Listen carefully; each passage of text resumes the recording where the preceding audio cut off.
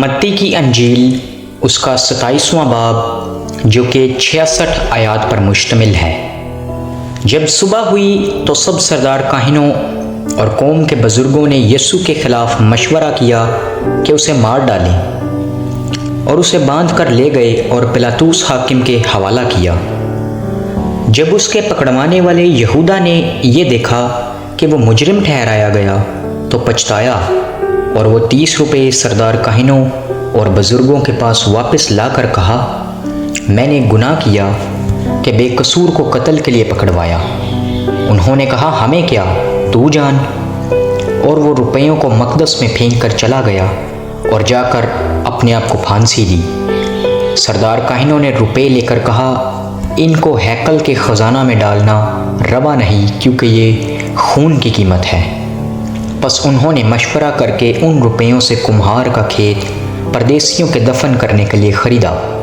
اس سبب سے وہ کھیت آج تک خون کا کھیت کہلاتا ہے۔ اس وقت وہ پورا ہوا جو یرمیہ نبی کی معرفت کہا گیا تھا کہ جس کی قیمت ٹھہرائی گئی تھی، انہوں نے اس کی قیمت کے وہ 30 روپے لے لیے۔ اس کی قیمت بعض بنی اسرائیل نے ٹھہرائی تھی اور ان کو کمہار کے کھیت کے لیے دیا، جیسا خداوند نے مجھے حکم دیا۔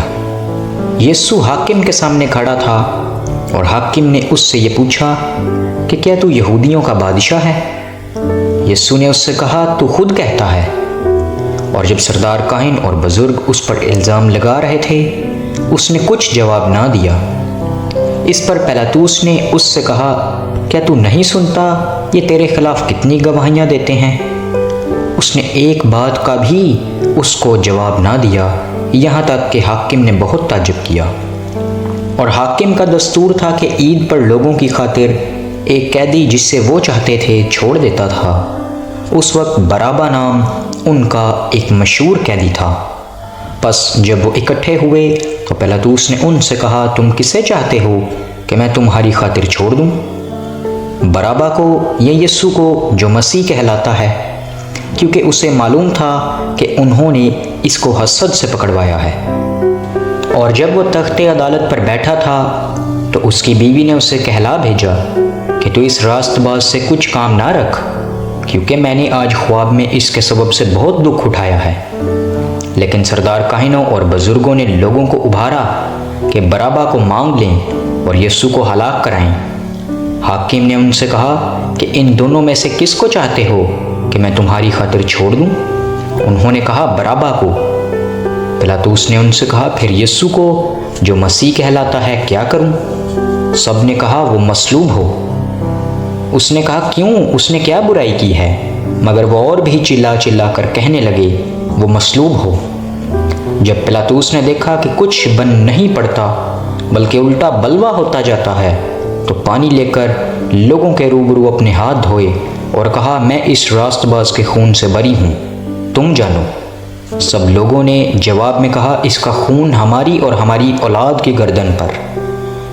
اس پر اس نے برابا کو ان کی خاطر چھوڑ دیا اور یسوع کو کوڑے لگوا کر حوالہ کیا کہ مصلوب ہو۔ اس پر حاکم کے سپاہیوں نے یسوع کو قلعہ میں لے جا کر ساری پلٹن اس کے گرد جمع کی اور اس کے کپڑے اتار کر اسے کرمزی چوگا پہنایا اور کانٹوں کا تاج بنا کر اس کے سر پر رکھا، اور ایک سرکنڈا اس کے دہنے ہاتھ میں دیا، اور اس کے آگے گھٹنے ٹیک کر اسے ٹھٹھوں میں اڑانے لگے کہ اے یہودیوں کے بادشاہ، آداب! اور اس پر تھوکا اور وہی سرکنڈا لے کر اس کے سر پر مارنے لگے۔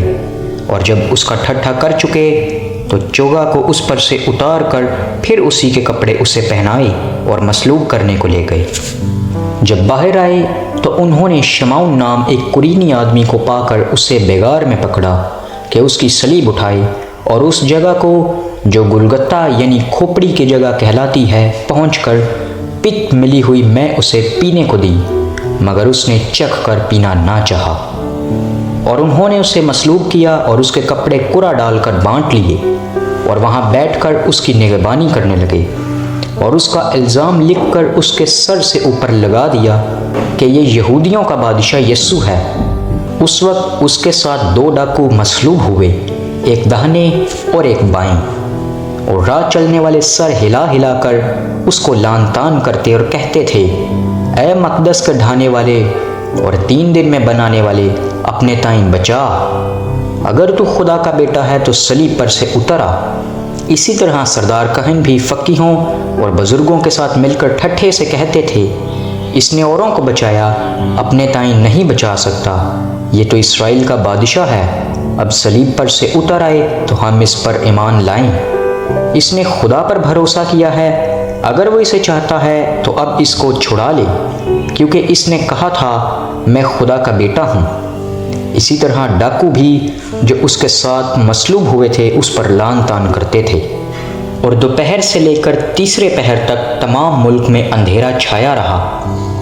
اور تیسرے پہر کے قریب یسوع نے بڑی آواز سے چلا کر کہا، ایلی ایلی لما شبقتنی، یعنی اے میرے خدا تو نے مجھے کیوں چھوڑ دیا۔